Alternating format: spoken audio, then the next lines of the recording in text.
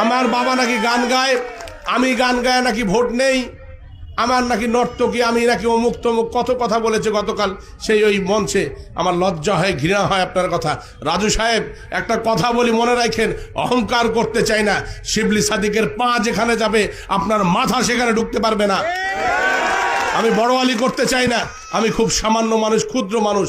আমি জনগণের সঙ্গে আছি, এই মানুষজনের সঙ্গে আছে, এই ভ্যান চালক দিনমজুরের সঙ্গে, এই শ্রমিকের সঙ্গে আছে, যার কারণে জাতির জনকের কন্যা আমার সঙ্গে আছে। আপনার নেতা দিনাজপুরে বসে থাকে, আপনার নেতা দিনাজপুর চালায়, আমার নেতা সারা বাংলাদেশ চালায়, এটা আপনারা ভুলে গেছেন। এটা প্রমাণ দেব আপনাদেরকে আগামী 7 তারিখে ইনশাআল্লাহ। 7 তারিখে আপনারা বুঝতে পারবেন আপনারা কি করেছেন এই এলাকার মানুষের জন্য, আপনাদের কতটুকু প্রায়োরিটি আছে। বড় বড় লেকচার দিচ্ছেন, 75% ভোট দিবেন। আমারও দেখার কথা আছে এই 10 বছরে এই জনগণের জন্য যা করেছি, নিশ্চয়ই জনগণ আমাকে নিরাশ করবে না। আমি আপনাদের উপর আস্থা রাখি, আপনাদের উপর বিশ্বাস রাখি, আপনাদের জন্যই রাজনীতি করছি। আমার আপনাদের দোয়ায় সব কিছু আছে, কিন্তু আমার শুধু মানুষের ভালোবাসার কমতি। আমার এলাকার গরিব দুঃখী মেহনতি বঞ্চিত মানুষ যদি আপনারা ভালো থাকেন, এটাই আমার ভালো থাকা। আপনারা কষ্টে থাকলেই এটাই আমার কষ্টে থাকা। আমি ঢাকা শহরে গিয়ে রাত্রিবেলা পৌঁছেছিলাম, ভোরবেলা উঠে শুনি ঘূর্ণিঝড়ে আমার এলাকার প্রায় 200-300 পরিবার ক্ষতিগ্রস্ত হয়েছেন। সঙ্গে সঙ্গে এই এলাকায় আসছি এবং সমস্ত বাড়িঘরগুলোতে আমি গিয়ে নিজস্ব তহবিল থেকে সরকারি টিন পর্যন্ত আমি দিয়েছি। কোথায় ট্রাক মার্কাকে তো দেখি নাই। করোনার সময় এই সমস্ত 4টি উপজেলাতে আমার ব্যক্তিগত তহবিল থেকে 62,000 পরিবারকে আমরা 3 বার খাদ্য দিয়েছি। কোথায় ট্রাক মার্কাকে তো দেখি নাই।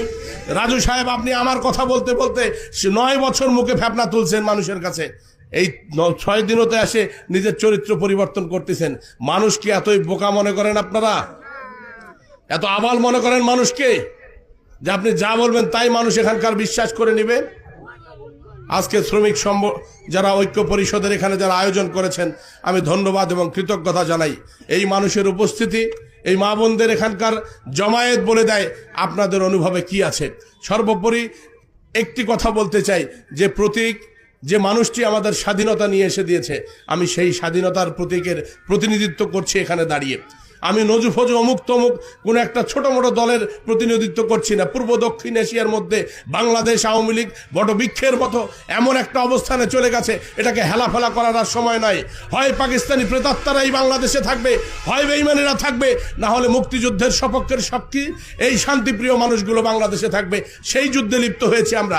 নির্বাচন শুধুমাত্র আমাদের নির্বাচন নয়, এই নির্বাচনে প্রমাণ করতে হবে আমরা থাকবো না বঙ্গবন্ধুর খুনিরা এই বাংলাদেশে থাকবে, আমরা থাকবো না ওই মুস্তাকেরাই বাংলাদেশে থাকবে।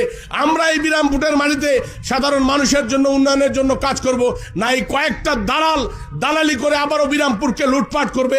এই সিদ্ধান্ত আপনাদের উপরে ছেড়ে দিয়ে আপনাদের প্রত্যেকের মঙ্গল কামনায় আমার কথা এখানে শেষ করছি। আসসালামু আলাইকুম, আদাব। জয় বাংলা, জয় বঙ্গবন্ধু, জয় হোক মেহনতি মানুষের জননেত্রী শেখ হাসিনার নেতৃত্বে। ধন্যবাদ সবাইকে।